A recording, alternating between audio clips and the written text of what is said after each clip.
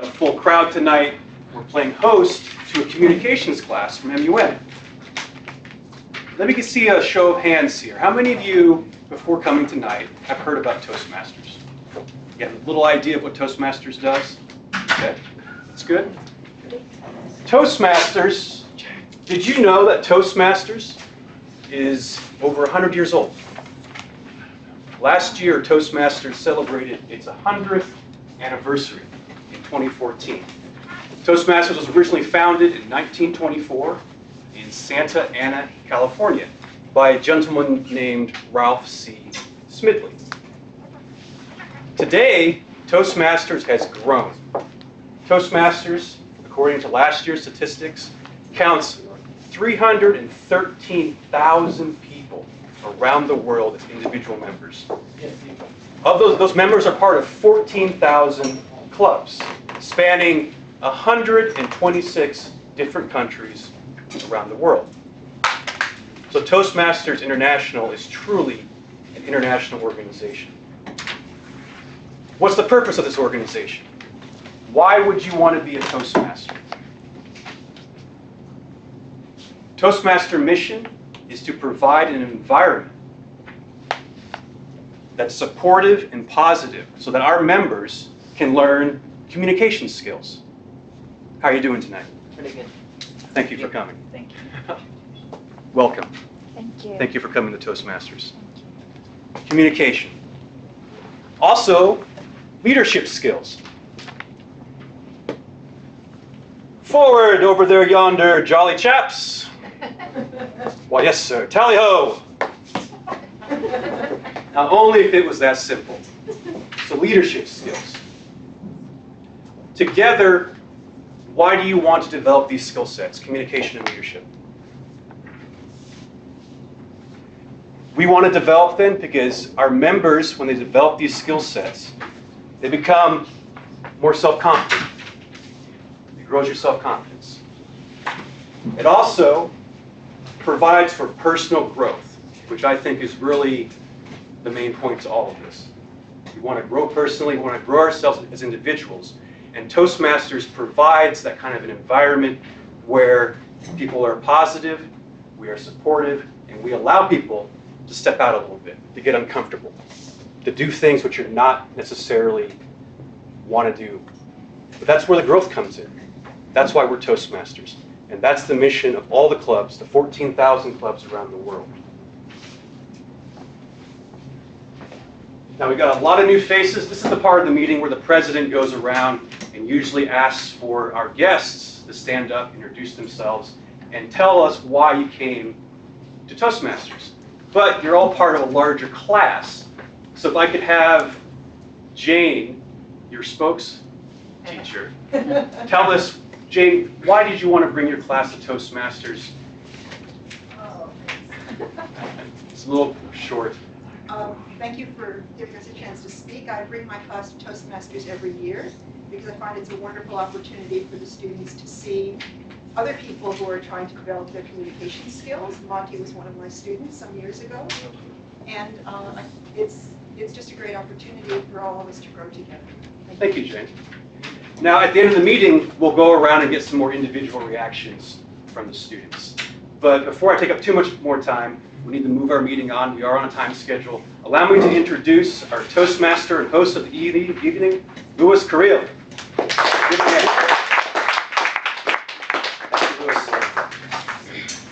Welcome, welcome, welcome. Good evening to everyone.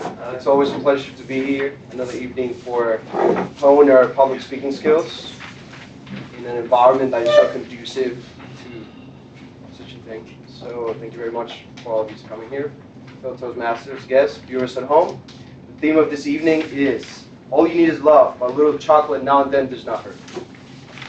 So this is going to be related to the table topic area, which will be covered at the end of this sort of a meeting. So at this moment, I'm going to introduce the role players for the evening. I'm going to start with DJ, our timer. What's your role today? Hi, my name is DJ. So I'm the timer for today, and each segment of today's speech is going to be at a limited amount of time. So the first is table topics, which are 1 to 2 minute speeches. You're not going to be the first event for this evening, but you're the first on my list. So A, the green light is turned on at 1 minute. B, yellow light is turned on at 1 minute 30 seconds. And C, the red light is turned on at 2 minutes and remains on until the end of the speech. Second on my list is prepared speeches, which are usually 5 to 7 minutes. The icebreaker is 4 to 6 minutes. Some advanced level speeches are longer. The green light is turned on at 5 minutes. The yellow light is turned on at 6 minutes. The red light is turned on at 7 minutes and remains on until the end of the speech. For longer speeches, I would need to ask the speaker how long they would like to be timed. So third on the list is evaluations, which are 3 minutes. So the green light will be turned on at 2 minutes, the yellow light will be turned on at 2 minutes 30 seconds, and the red light will be turned on at 3 minutes and remains on until the end of the evaluation. Thank you, DJ.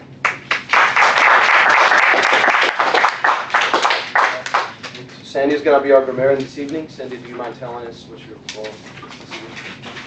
Good evening, fellow Toastmasters, honored guests, so many of you, and viewers at home. My name is Sandy, and tonight I'm playing the role of the grammarian. The grammarian basically has two different jobs. The first one is to pick a word of the day, and tonight's word is phenomenal. Means amazing, extraordinary, unbelievable, incredible. And then to watch for language usage for every speaker and every evaluator, for misuse of language, for incorrect grammar. And then at the end of the night, I give a report. And also who uses the word of the day. So thank you. Thank you, Sandy.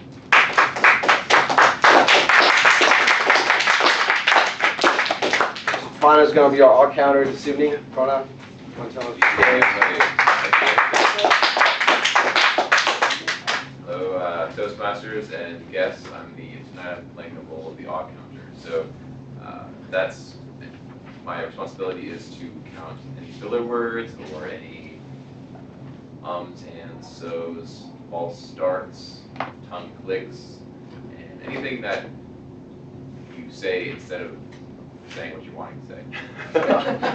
That's what I'll be doing, and that's for every speech. So at the end, I'll give a report on what you did, like I just said. So I'll give you a report, and that's it for now. Thank you, Prana. So then we'll have Jyoti as our general evaluator, who we're going to hear from later in the evening. Also Lindsay, she's going to be our joke master, who's going to delight us with a joke at the end of the meeting. And we have the ballot counter, which is going to be Annette. She's going to count all the votes. So now is the on-strip part of the meeting where we have to prepare speeches. So let me introduce Will Burns, who's going to read the objective for Rick Starr for the speech. Will?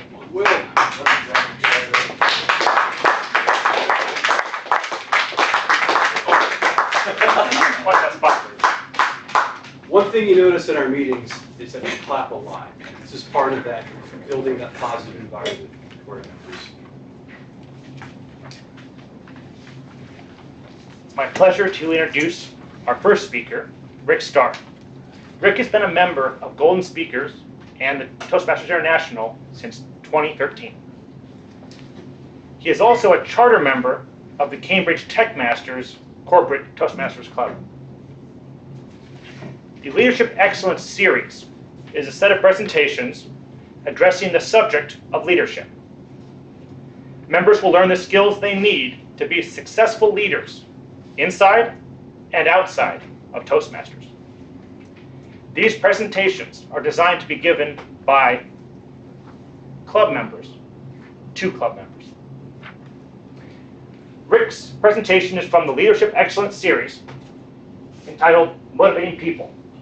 Please join me in warmly welcoming Rick Starr. And note the timer. The time of the speech will be 10 to 15 minutes. Thank you, Will, Mr. Toastmaster, fellow Toastmasters, and honored guests, MUM Communications class. We're very glad you're here. Thank you for coming, and viewers at home. Fellow Toastmasters, how many people join Toastmasters to develop your communication skills? your speaking skills. Me too. But when we got here, we discovered something extra, a bonus. Leadership skills. As Monty mentioned, the purpose of Toastmasters is to allow us to develop our communications and leadership skills to promote self-confidence and personal growth. Toastmasters, how many feel more self-confident since joining Toastmasters? Quite a few. How many feel less self-confident? How many feel Toastmasters pretty much ruined your life? Anyone? Yes, Annette, I thought so.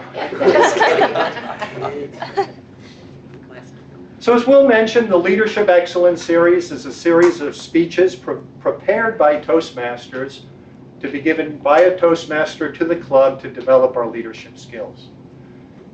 Tonight's talk is on motivation. We all know about motivation. Some days we're not at all motivated. We can't get going. Do I have to go there? Do I have to do that? And other times it's just the opposite. We're pumped, we're psyched, we're ready to go. Like all of you felt about this meeting, right? So today we're going to look at two kinds of motivation. The first is called extrinsic motivation, or motivation from the outside. Something external to motivate you. The other kind is called intrinsic motivation, or self-motivation. First, we'll look at extrinsic motivation. This is the traditional management model for extrinsic motivation. Oops.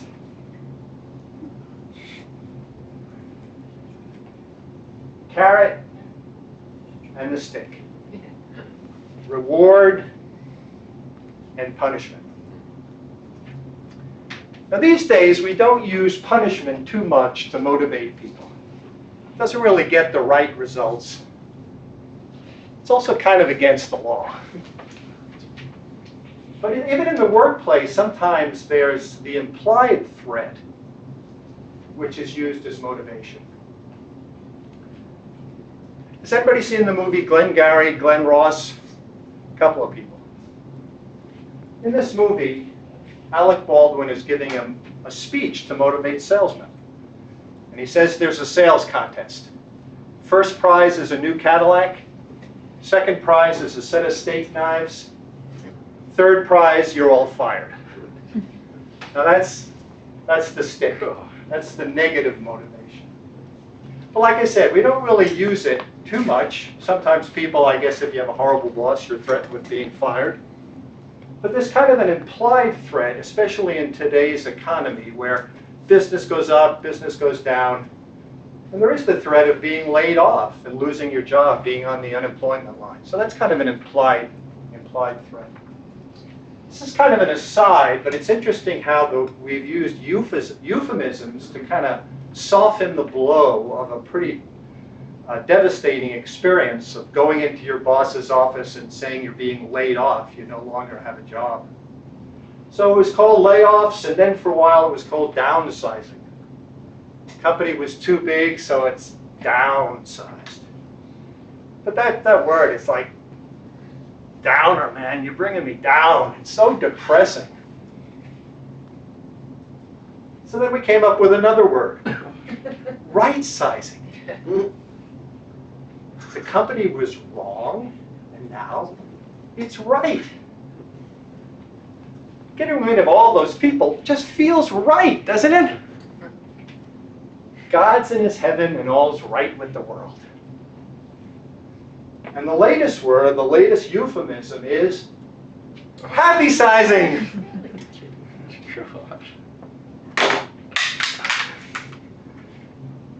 Honey, I'm home. Hello, dear. How was your day? Guess what, honey? I was happy-sized. Happy sized? Did you get fries with that?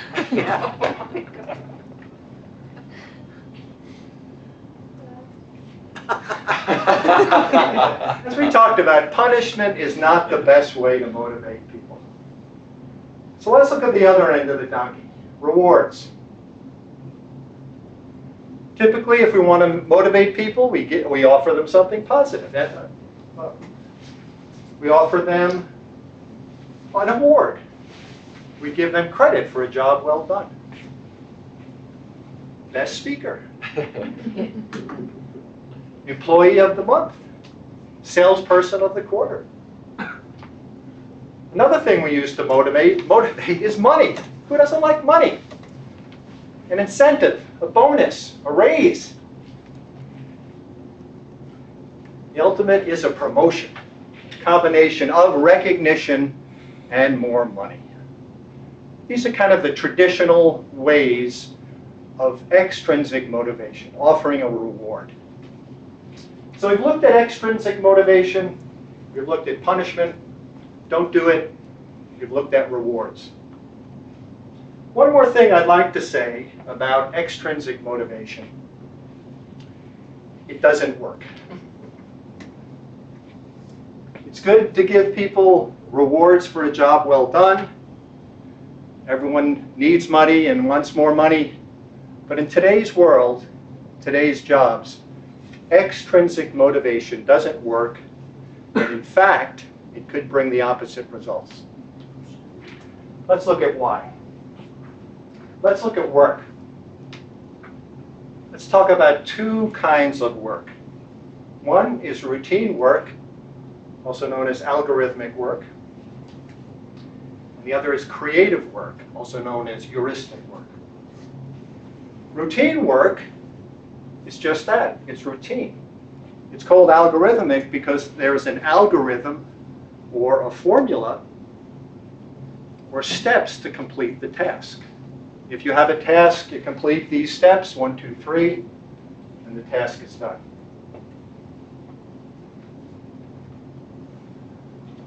Another kind of work is creative work. There are no steps, there's no formula. You have to figure it out. You have to use your creativity. And today in America, 70% of new jobs are creative work, heuristic. Why is that? Routine jobs can be outsourced. Routine jobs can be automated. And the reason that extrinsic motivation doesn't work with creative work is that we want people who are self-motivated. We want people who are going to use their own internal creative processes. And if they're working towards an external goal, it doesn't enhance that, and in fact, it could deter it. Because their attention is on an external goal and not on their internal processes. So what does it take? What are we looking for in a job that will stimulate this intrinsic motivation? And there's three things. One is fulfillment. The job needs to be fulfilling, has to bring satisfaction, has to bring happiness. The next is autonomy. When people have autonomy in their job, when they can make decisions, when they can figure out how to do their job, they're much more fulfilled. And the third is value. People want to be doing something valuable. They want to be doing something big, something that matters. So the traditional idea of motivation through reward works in some cases. It works with some routine work, but it doesn't allow people to stimulate their own creativity, their own creative processes. So as I said before, it's clear that people need money. Money is an important thing, but that's not what allows people to be creative. So why do we want to do this? Why do we want to have motivated people working? Yeah. Millennials. That's why. They're everywhere. You can't escape them. They've even invaded our, what we thought was our safe meeting tonight.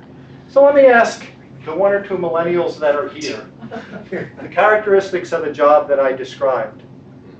It's fulfilling, you have autonomy, and you're working towards a larger goal, something valuable. How many would feel good at a job like that? And I don't think it's millennials. I think everyone wants this in their job. So a couple of takeaways from today. We learned extrinsic motivation. It's good to reward people. This doesn't motivate them really.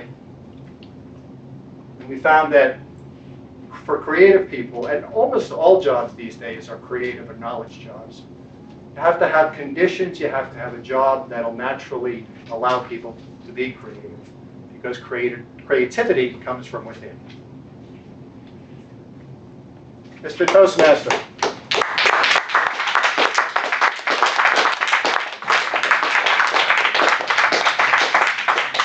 Thank you very much, Rick. So now I'll take 2 minutes to evaluate the speaker.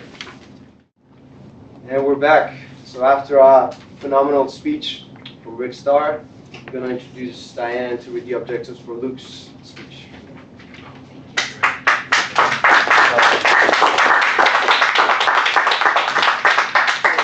Good evening, everyone, viewers at home, and welcome guests. It's really nice to have you here. Tonight, I'm going to evaluate Luke Hillis's speech. He's working in the first manual that you receive when you join Toastmasters, called The Confident Communicator, and there's 10 projects. He's on project 2, and the name of that project is called Organize Your Speech. Before I read the objectives, I'd like to just tell you a little bit about Luke, and then you'll have the objectives in your mind as you're thinking about what you'll write on the evaluation.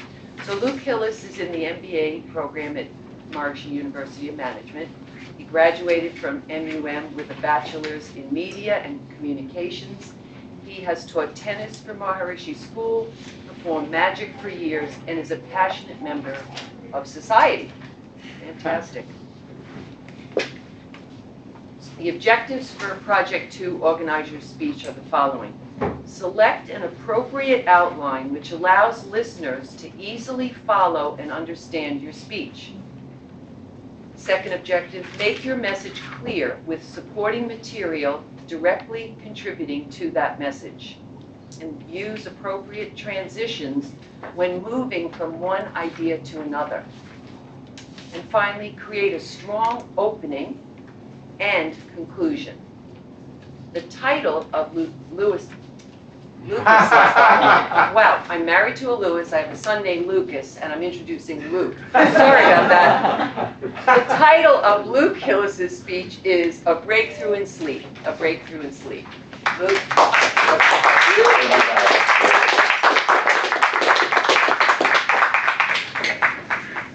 Hey everybody, I'm so delighted to have you all here tonight. A couple years ago, I was laying in bed, just gone to bed, and I was having a usual night. You know what that meant for me back then? That means laying in bed for hours, wishing I would fall asleep. Has anyone experienced that before? No, never. And that was, like I said, usual night. And I really wanted to change, but I got used to it. That night, I got frustrated. So I went digging in my reserve of how can I change this? And I had an idea. And that idea, it worked. And from that night forward, for the last 2 years, I have consistently fallen asleep in half or less of the time that it used to take me to fall asleep. Needless to say, I'm a happier and more energetic person as a result. Fellow Toastmasters, honored guests, and viewers at home. Tonight I'm going to share with you this tool that I discovered that night so that you may benefit more in your sleep should you decide to give this a try. First, let me tell you, this tool, it costs nothing or next to nothing. It takes no extra time out of my day, and it's always a delight. in this speech, here's my outline for the speech. In this speech, I'm going to share with you what this tool is and how it helps me go to sleep more quickly. Then I will share with you how this tool actually helps me get to bed on time or early. Does anyone here have trouble going to bed on time? And thirdly, something very special about this tool, which you'll find out when I get to that point. To close, I will summarize the main points so you remember them and you feel a sense of completion. Good? Give me a drum roll, I'm going to tell you the tool. I listen to an audiobook while I'm going to sleep. Very simple, right? Parents have read to their children to go to sleep forever, or told stories. And what I find is when I get in bed, I turn off the lights, I turn on my audiobook, I'm listening, my mind is so much more settled than if I'm thinking about my life. Right? Thinking about my life is either worrying or exciting. So I'm just there, I'm present, I'm listening. And initially, when I'm listening, it's really interesting because I'm fully present. And as the clock ticks on, I'm not picking it all up. And then I'm asleep. And it's like magic. If you had told me at that time in my life, if you listen to an audiobook, this is what you'll experience, I would have said no way. But it's what I experienced. So I hope that if you want to get better sleep, that this will work for you. I don't know if it will, because we all have different physiologies and minds and all that. But that's what it's been for me. That is how listening to an audiobook while going to sleep helps me get to sleep more quickly. Now, the next section I'm going to tell you about is how this technique helps me actually go to bed in the first place. Now, for me, bedtime is a special time because that's when I get to listen to awesome content. Does anyone here have a book that you've been wanting to read for a long time and you haven't? Yeah? So this is my opportunity. This is my special time. I go and I turn on some kind of content that I'm really excited to learn.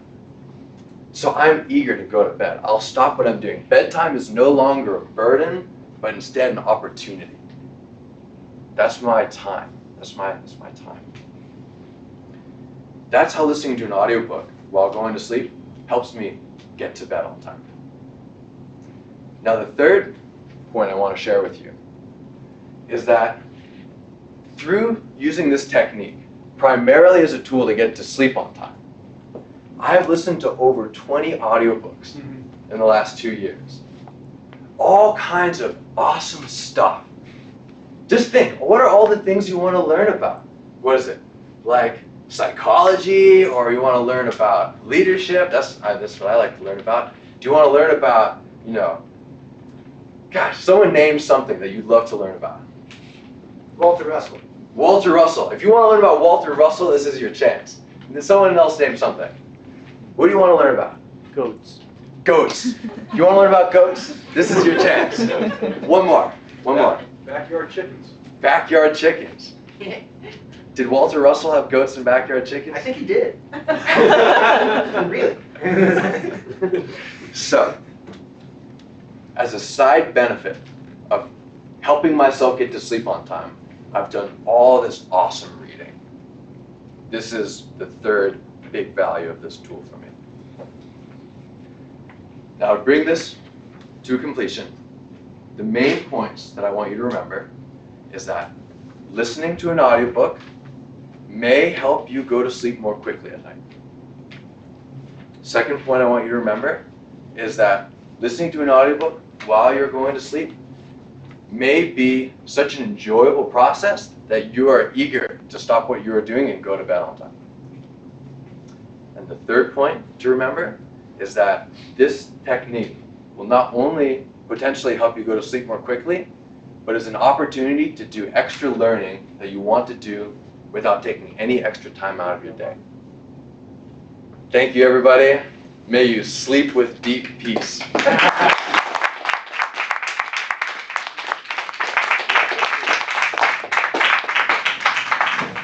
excellent speech from Luke. We can tell his technique has helped him. He's always a very dynamic speaker. So now we'll take 2 minutes to evaluate. And we're back. So after having done this, now we will vote for the best of the 2 speakers. But before we do that, DJ, did our 2 speakers qualify? Both did. Qualified. So, all right, we're back. So now is the evaluation portion of our meeting. Now I'm going to be welcoming Jyoti, who's the general evaluator. I'll be welcome, Jyoti.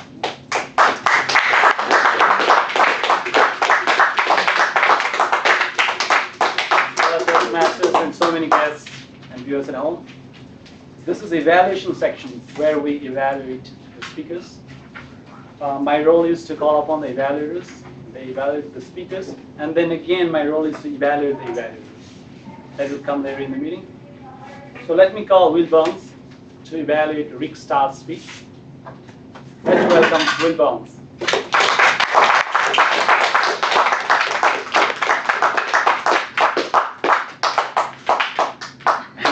Okay, yeah. Thankfully, I'm only up here twice today, so I'm safe after this. I can leave on time correctly. I have the pleasure of evaluating Rick's speech, and he's a very experienced speaker. I think you all saw that. This was a 10, 15-minute speech. How many of you have ever given a speech before in some context? How many of you have ever given a speech in the 10 to 15-minute range? I'm like this. All right. What do you have to do? Do you have to do a little bit more to kind of present at that level? Yeah. I like how Rick was able to put in the time, make it be polished, and even though he had difficulty with the PowerPoint, I noticed he dropped the. I think personally, for me as an audience member or as an evaluator, I actually like it a little bit more if I see comfort with being able to roll with the punches, so to speak, or kind of roll with mishaps. If you go forward a few slides and come back, that to me is a better sign than if you just kind of get too flossy, because there's always going to be errors. We all know in life that it's not about how you fall, it's about how you get up. My suggestion for you, Rick, there was a point where you brought up the motivating traits, and that was the point where my own attention started to dip a little bit. I thought each one of those could have gotten their own slide, because they were really important points. I think they really added a lot to that element of the speech. However, in conclusion, I like how in that third section, before your conclusion, when things are starting to kind of dip down, you really picked it up there with the millennial context. You know your audience. You're able to kind of hit the some of the main audience members, but then also expand it broader. I think that's something that you do quite well. All in all, wonderful speech, and I look forward to hearing your next one in this context. Thank you. And Jim.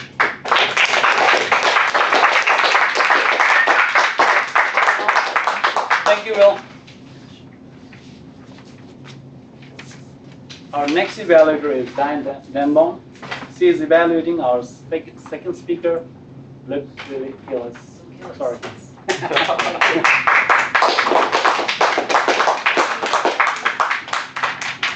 Hi again. I'll start off by saying one thing that's very impressive for an early speaker, or what we consider an early speaker, is being right out front like this.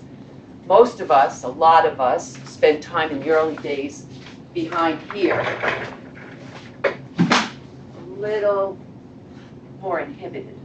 So there's Luke right out there. So for the second speech, that's fantastic. In my opinion, again, this evaluation is all my opinion and how Luke landed on me as he spoke. There's a manual I'm going to follow, and it asks me the speech value, and I get to rate it from 5, 4, 3, 2, 1. Was it interesting and meaningful to the audience? And I rated it a 5. Why? Because when I'm sitting there and I was watching you all, you were leaning forward. When Luke used humor, there was a lot of laughter over here. That drum roll had everybody excited. So it was very meaningful.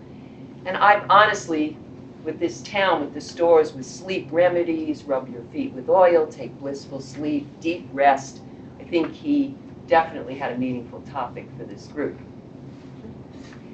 Preparation, he seemed prepared to me. There were no notes. He owned his material. He was his material, this bright light, telling us about how to get to sleep. So I gave him a 5. Organization, I also gave him a 5. And yeah, he was organized, and particularly when I, as the evaluator, read the assignment. He had a main point, a sub-point, told us a story, gave us some facts. Totally organized. I don't think I saw anybody look confused, and I certainly wasn't confused or lost ever in the speech. The opening was great for me because he talked about something being usual, and the fact that he was saying something was usual threw me and made me very interesting, because usually people want to, you want to hear something unusual. So the fact that it was usual aroused my curiosity. I thought it was a great opening. The body flowed. The conclusion, Luke's arms out, peace, wishing you sleep. And what did I like about the presentation were just those things. The manual is all these advanced skills, gestures, voice volume about something being awesome. He used humor. He asked you questions. He got you involved by, all the people that you wanted to read about. So many advanced skills for an effective speaker. And he definitely made transitions so smoothly and clearly. It was a fantastic speech, and I was interested. I'm going to give this a try. A suggestion, only one. I love props and visuals, so maybe just hold up an audio book you're listening to recently. That's about all I could come up with tonight. Thank you.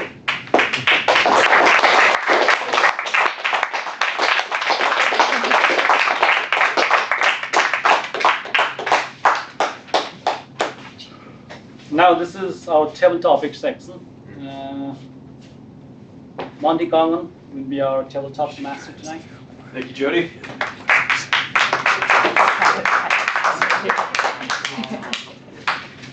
So we've just wrapped up the beginning portion of our meeting. We've had the prepared speeches. Now it's time to switch gears a little bit. Table topics is about impromptu speaking. It's about speaking off the cuff. And if you think about it, that's an important skill to have. Because aren't most of our conversations, our interactions throughout the day, impromptu conversations?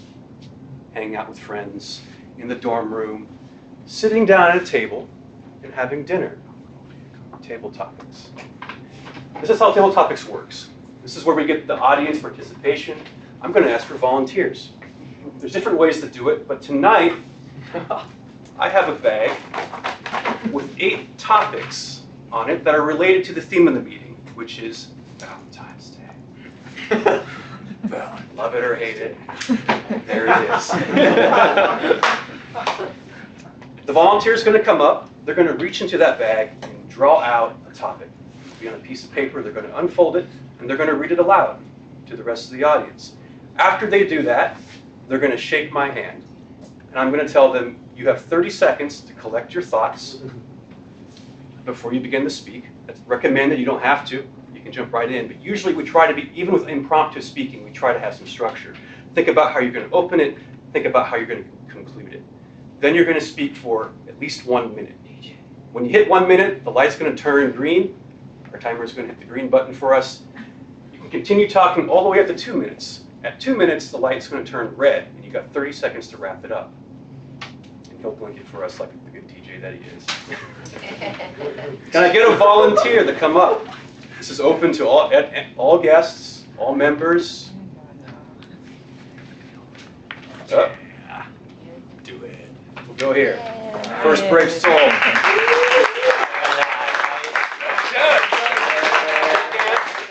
What's your name? Lennon. Lennon.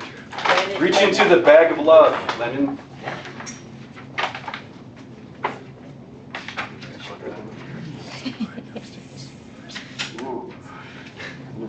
This topic's come up recently.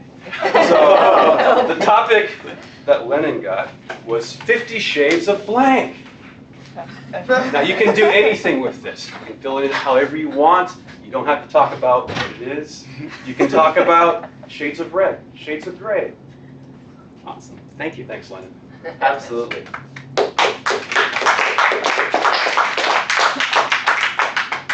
It's actually really interesting because this topic has come up quite often in recent days.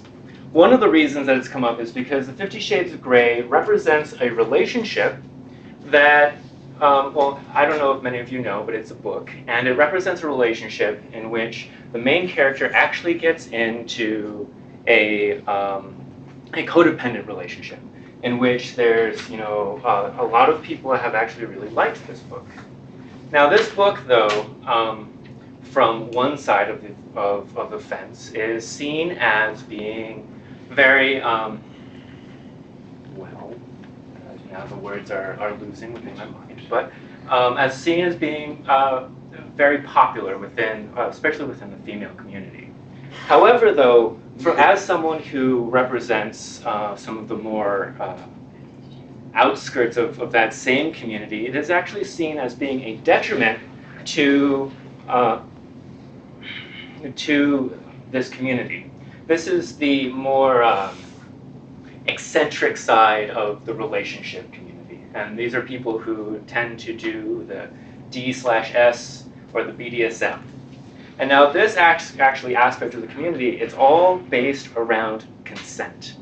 And unfortunately, with the way that this book is presented, there is actually very little consent that is within this community. Or, I'm sorry, within this book. And this book, there's actually lots of aspects of stalking and getting drunk and other aspects like that. And it actually represents a very poor image of what this community represents. And I would just like to say that as someone who is part of this more eccentric community, like myself, and is willing to actually talk about it and make people aware of it, thank you, is that if you do decide to read this book, I just would like everyone to take into mind that it is, a representation, a public representation, and it's not, most of it is not actually true. Thank you for your time.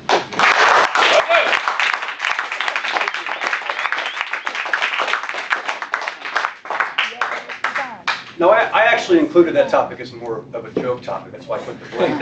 But actually, thank you for presenting a very serious commentary on that subject. I was actually quite educational to me. Thank you. Absolutely, you're welcome. Can I get another volunteer? Sure. Mr. Asper. There you go. Okay. That's me. No, I'm joking.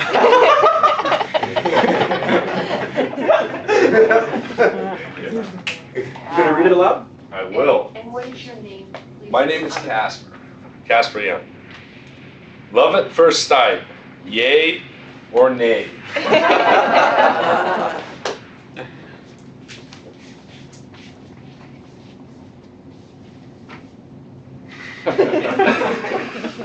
I have 30 seconds.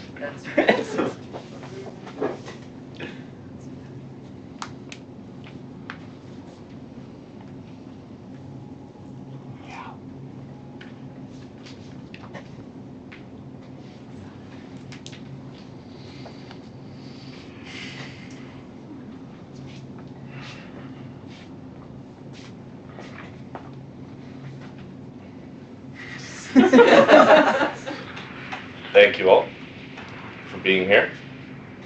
My name is Casper Young, and my topic is love at first sight. To talk about love at first sight, I would like to define love at first. You see, I've met different people that define love differently. One of the most notable differences is that either it is described as a feeling or it is described as a need. I have the need to be loved, or I just feel love come up, and that's love. For this talk, I think for this subject, it is more interesting to look at it as a feeling, because that need is always there. It can't be at first sight. It's just something that all humans are born with. However, that feeling that we associate with love, that is something that could maybe happen at first sight. Now, naturally, as all humans, I want to be loved and I feel love for others. If I think back on what it was for me, is that it is actually quite uncomfortable. It is startling. It is things are going on that you haven't felt before. And it is a lot of physical reactions to a person, in my case a woman. And I think that because it is so physical and so spontaneous and so not lasting, it disappears quite quickly, that I wouldn't qualify it as being that thing of love that spawns. I think that feeling of love is really always there, and I think is very separate from the first sight physical response that you have when you see someone that is beautiful. Thank you.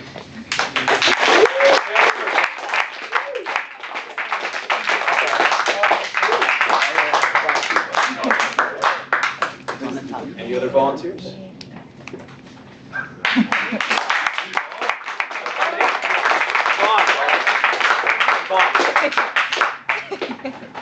As you can tell, I'm half of his size, so no pressure. So let's see what. Roses or chocolates? No contest. These are great questions.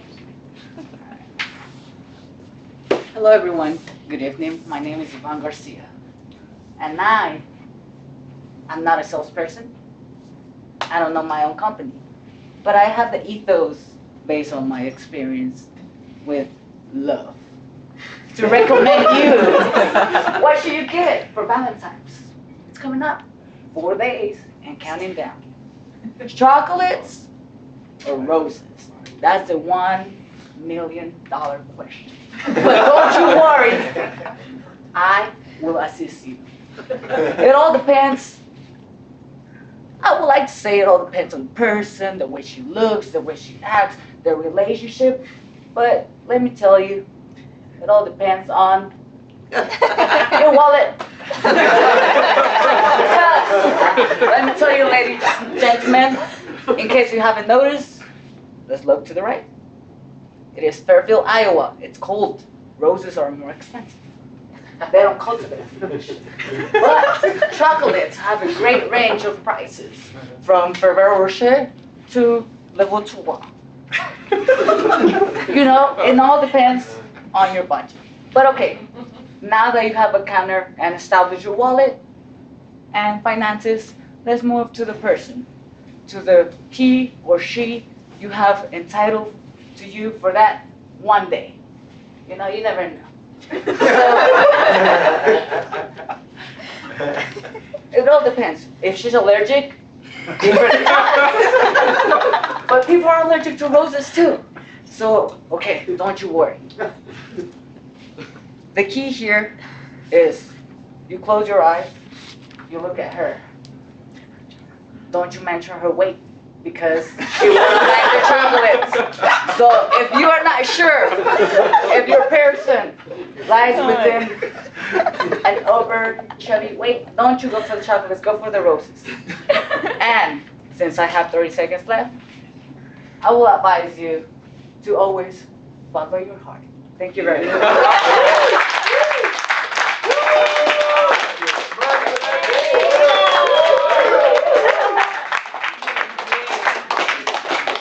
Encore! This is why I like table topics. You get variety. We had social commentary. We had a philosophical look at love. And now we have the sales call comedy of love. That was amazing. There's still more in this bag. Have any other volunteers? In the back. Yeah, Kenny.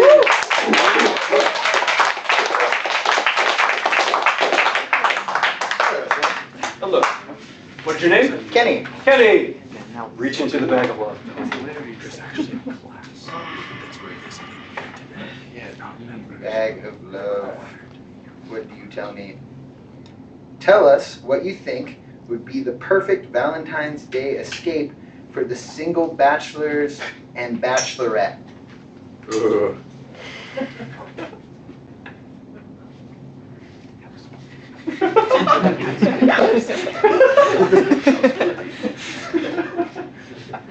Earlier I said something about Walter Russell.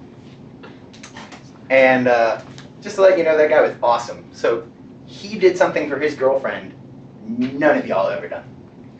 Ever. When he was in college, his girlfriend wanted to go see an opera. But he worked as a busboy. And he was going through art college. He was a little bit of a genius, so he could do what he wanted. But he still had to work really hard. And he's like, hey, I make like $12 a month. It's like $75 for all these, for the week of operas that you want to go see. And she says, I don't care, you're Walter Russell.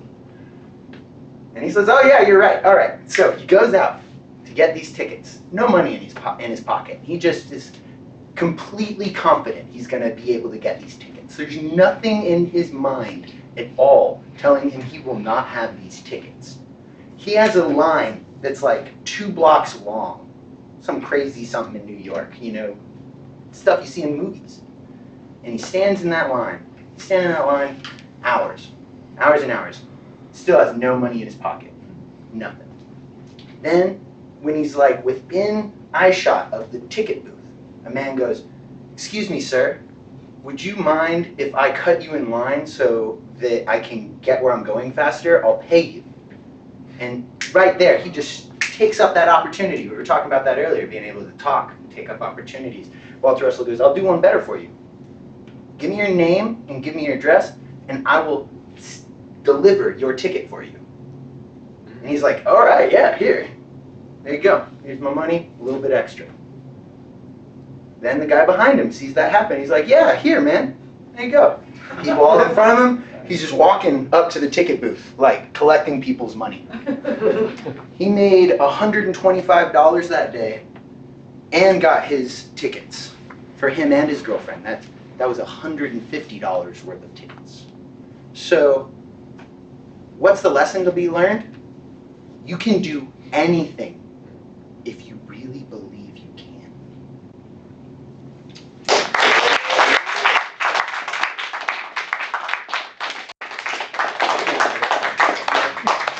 Good conclusion. We have time for one more. One more volunteer. One more reach into the bag of love. Oh! Oh.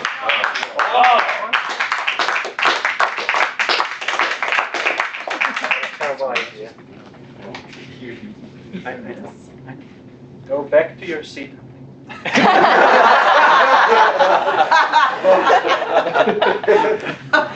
Something you hate about Valentine's Day. Oh. That was my turn. Thank you. What is your name again? Tal. Tal. Yeah, thank you.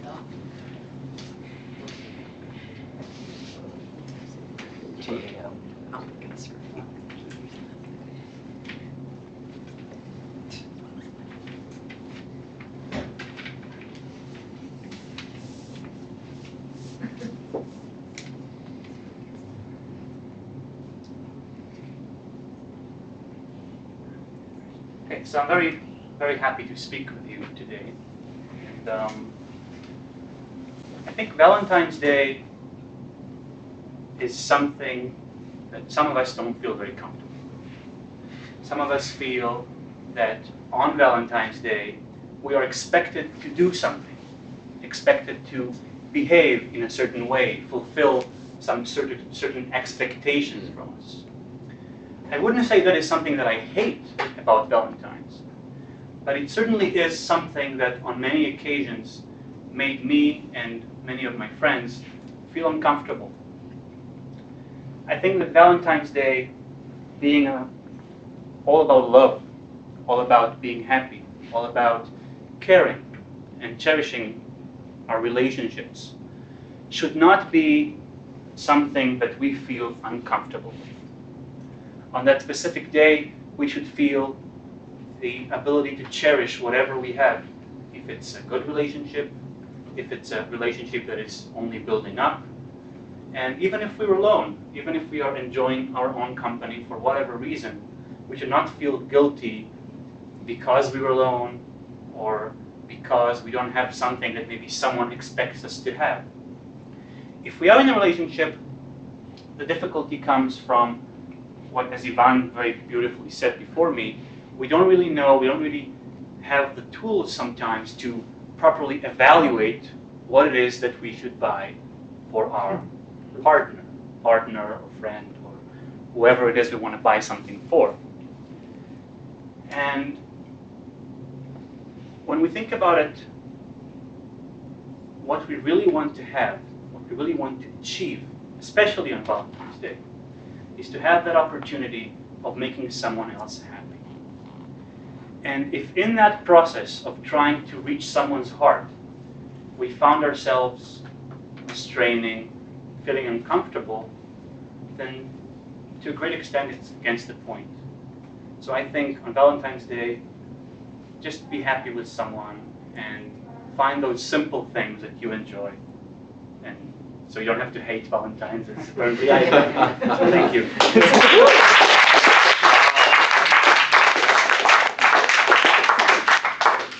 That concludes our table topics, but let's take a moment to vote for best table topics. Timer. Yep. Did all of our contestants qualify? Everybody qualified. Can you read their names back, please? Okay, so the first speaker was Lennon.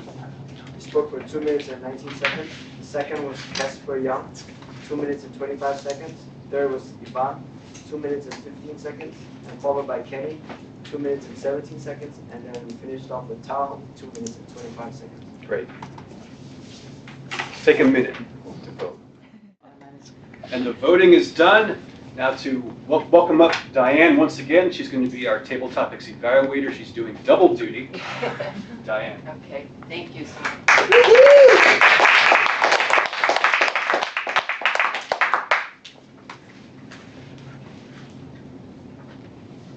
Diane, just to update you, you have an extended amount of time.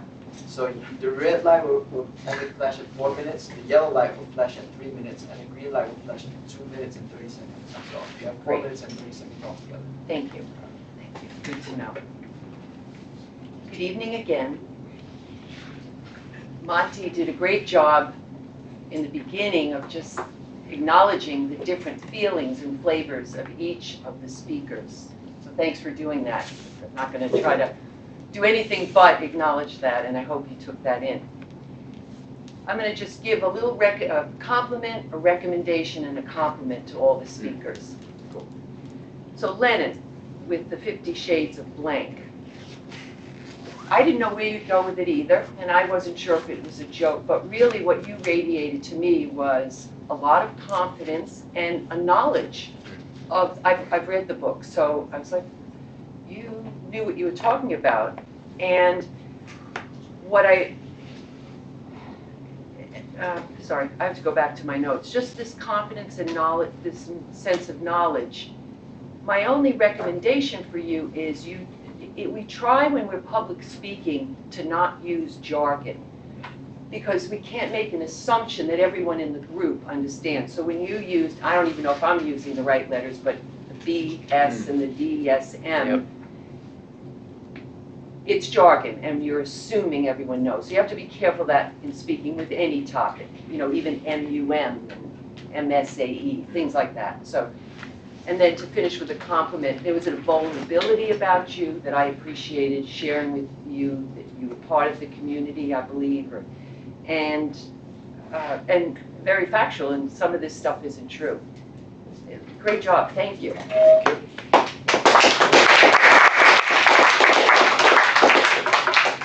And for all of you, I thought in the recommendation, just keep speaking. So keep speaking. Casper, with the love at first sight, You too radiate, you're all very confident, but I'm going to tell each of you that individually. At least to me, that's how you came across. And it was just beautiful the way you segued, I felt it, into just defining what love was, to break it down and define what love meant to you. You had a lot to say, and it was in a poetic way. I enjoyed it. You also came out front, and you used the stage. You went over there and came back and involved the audience, which is a great public speaking skill. My recommendation for you might be, and this is for all of you too, new speakers, something that we learn in Toastmasters, the power of a pause. You make great statements and jokes, so stop a minute and let us take that in. Or let us laugh if you cracked a joke. Yvonne, you were the humor, had a lot of humor, and that's where that pause would help you too, or not help you, but a recommendation to make it more powerful, because the jokes were like this, and I'm and then there was another, I was trying to keep up with you. So occasionally pause so we can really have a good laugh. You're a brilliant, humorous speaker, thank you.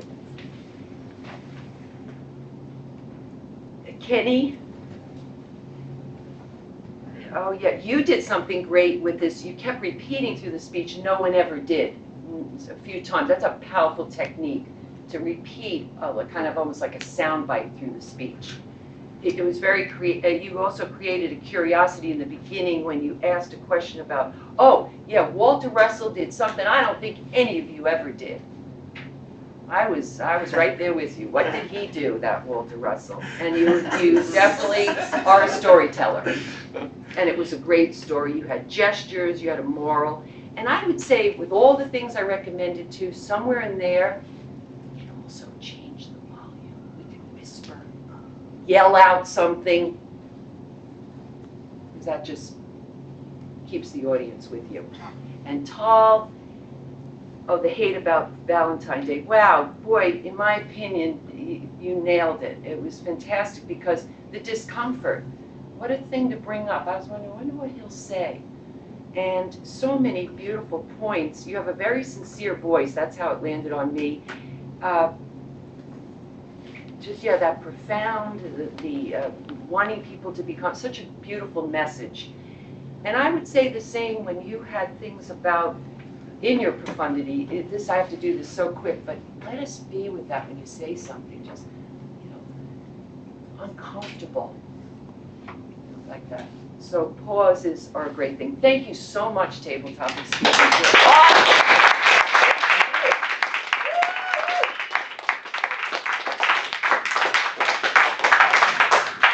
Time for report. Oh, sorry, before that, we'll vote for the best evaluator. We have 3 evaluators. Did all of them qualify? Well, Diane went a little bit over time for her evaluation, 4 minutes and 46 seconds. Okay, Everybody so else qualified. we have 2 evaluators. She's C is the one. C. Yes, go ahead. She did twice, so Okay. she qualified For for the evaluating speech. speech So evaluation. the evaluators were Will Burns And Jan People in purple. Someone said evaluators wear purple. Works for me. So we take 2. So we interrupt our regularly scheduled Toastmaster broadcast.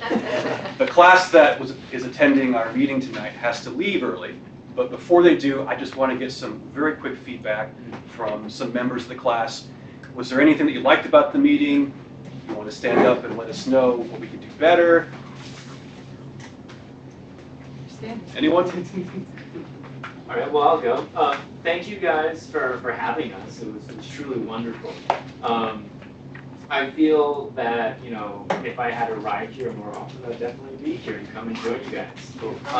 I think it's really great that you guys provide a really, welcoming community. That's one of the biggest aspects that I definitely got coming here today, is that, I could bring anything to the table. And, whatever it is, what I brought, yes, I was a little bit vulnerable, but I was able to be confident in front of all of you, and that was really great. So I'd just like to say thank you. Thank you.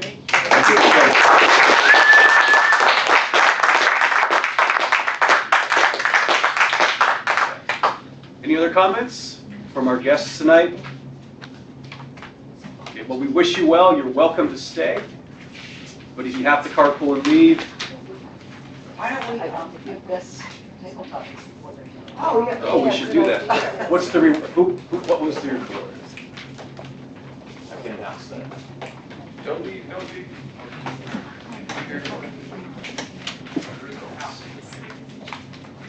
Usually we present these awards at the end of the meeting, but for best table topics, we have, drum roll, Yvonne.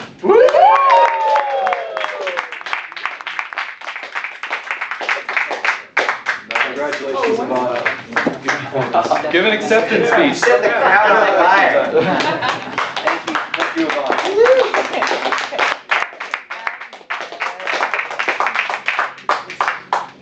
Thank you for coming, MUM Communications class. I've been through the same class as you. I survived it. I was a good instructor. It's part of what I'm doing today. Some of the things I learned brought me here. And I'm still continuing to build upon that. Thank you, Jen. Thank And we you. hope to see you again. And some new faces. We hope to see some of you return also. Every Tuesday at 7:30 we meet here at Hy-Vee. 7:45. 7:45. So when the meeting starts, we open the doors at 7:30. Thank you. Thank you very much for having me.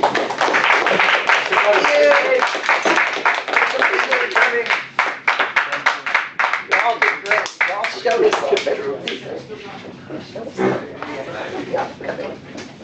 If you want to give them. Thank you.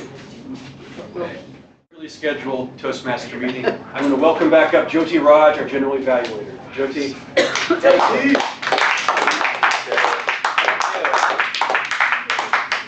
Now it's the time for report.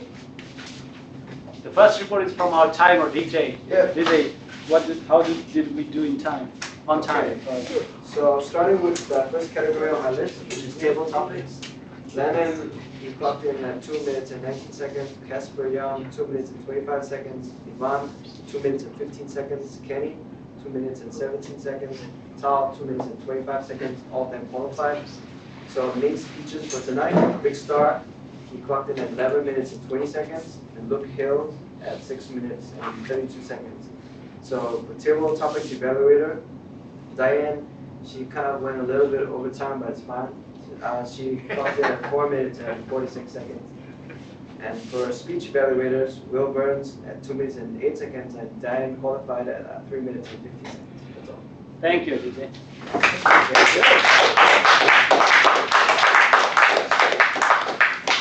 Now we hear from our grammarian, Sandy Lee. Sandy.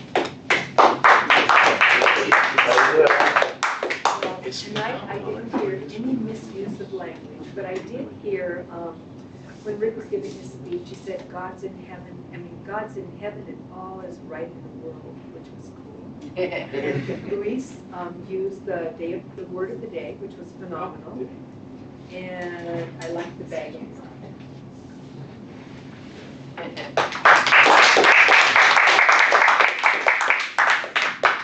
Our next report is from our accountant, Prana. Hello, everybody. Thank you. Tonight, got to see a lot of strength from all the table topics and regular speeches. I didn't notice a lot of ums and uhs and legs for the most part. Rick had 4 false starts and 2 so's. And Luke Hillis, you had 1 so, 2 false starts. Will Burns, you had 3 repeats and 1 false start. Diane, you had 1 you know, 1 but, 1 repeat. Jyoti, you were clear slate there. Monty, you had 1 and 1 false start. Lennon, who's not here, I guess for everyone's information, he had 6 room for improvement. Casper has 1 false start, and Yvonne has 1 2 likes, 1 and 2 false starts, and Kenny, you're still here, great. 2 ums, 1 like, 1 so, and Tal is gone. So that's it for the odd counter. Thanks all.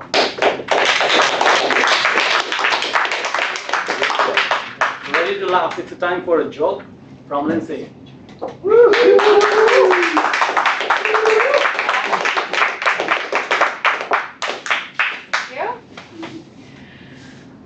As it turns out, I have a whole arsenal of filthy jokes that are phenomenal. It's really difficult to come up with a joke for Toastmasters, but I do have a PG-13 one for you to enjoy. There's a papa mole, a mama mole, and a baby mole. They live out in the hole outside of this farmhouse in the country. One day, the papa mole sticks his head out of the hole and says, I smell sausage.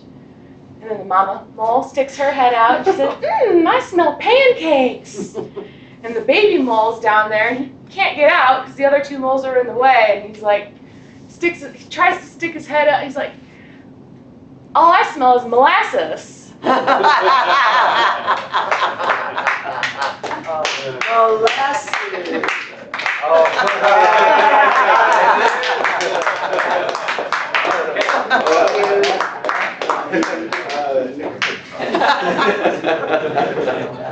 Now it's the time for me to evaluate the evaluators and the general evaluator.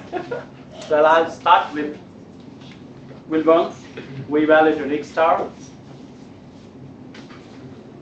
We'll start it with asking a question to the audience so he could connect to the audience very quick.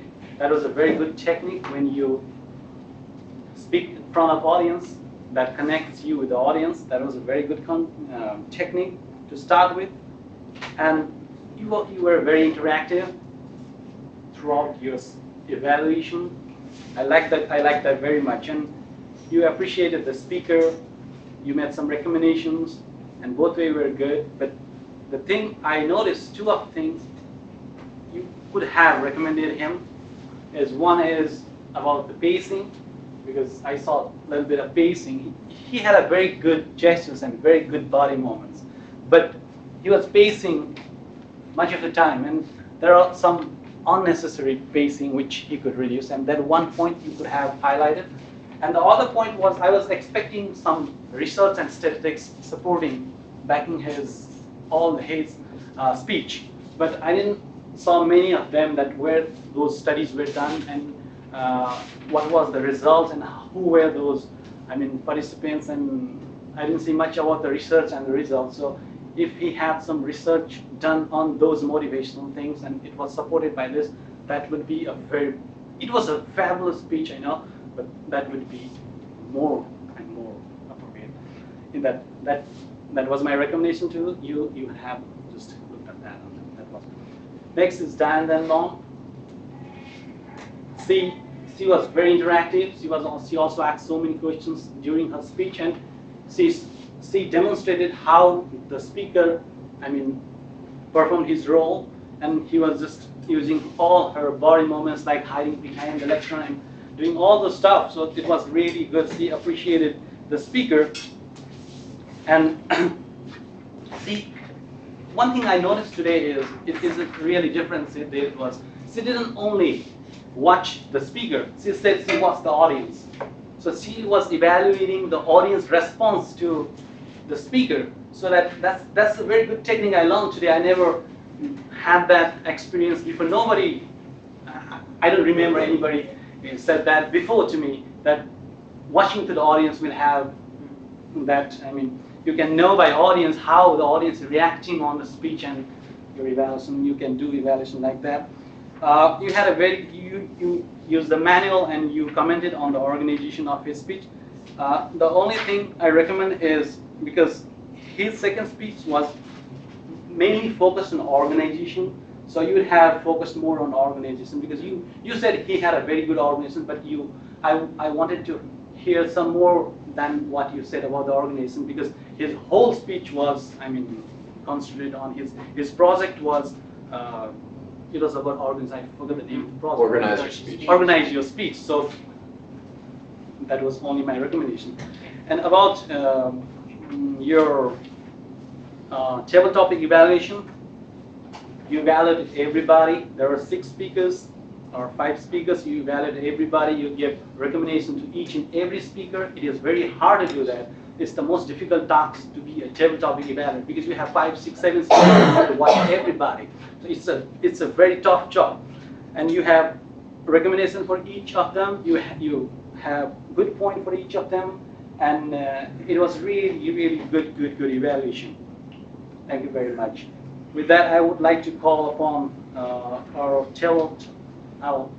Toastmasters tonight, Luis, Carol, to the stage.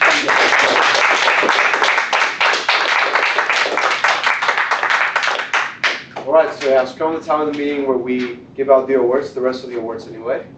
So now for our best evaluator, give me a drum roll. Diane Dimbow. Oh, thank you.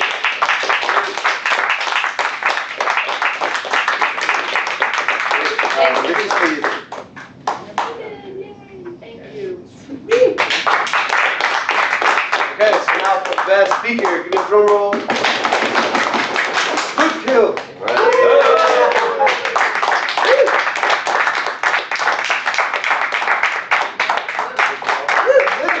And this is for you, best speaker. So, and this is for your second speech.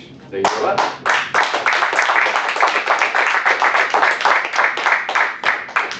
So now I'm going to turn the meeting back to our associate president for the meeting, Monty. Thank you.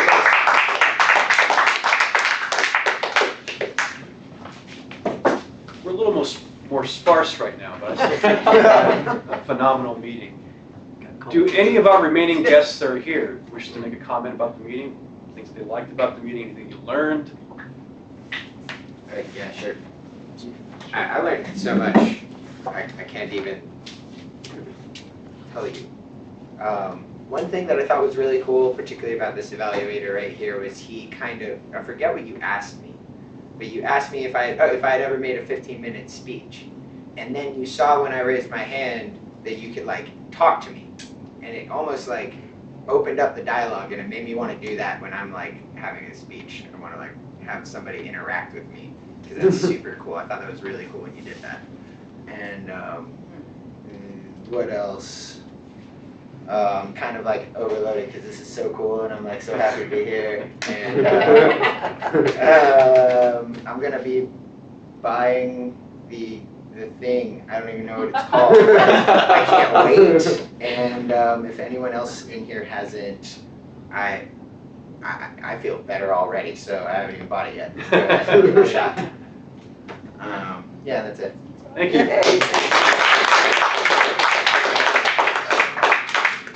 Those of us that are members, we're available after the meeting. We can talk about membership. I think that's what you're implying. You're interested in joining. We have some details on that. So see us after the meeting. Do we have any other guests? Any other comments? Okay. Any other club business that we need to bring up before we close out the I meeting? still can't find my manual. And that's your communication manual? Yeah, just in Okay. case anybody's. Okay. Okay, we'll keep an eye out for that. Do you lose yours too? No, but I can just feel Yeah, your, my name's. feel your pain. I It's can horrible. guess I need Yeah. it. That's- Hopefully, we'll keep our eyes out for it. Yeah. And if it turns up, we'll send it your way. Anything else for club business? Going once, going twice. Have a motion to adjourn the meeting? Awesome, Jackson. Second? Second. Meeting adjourned.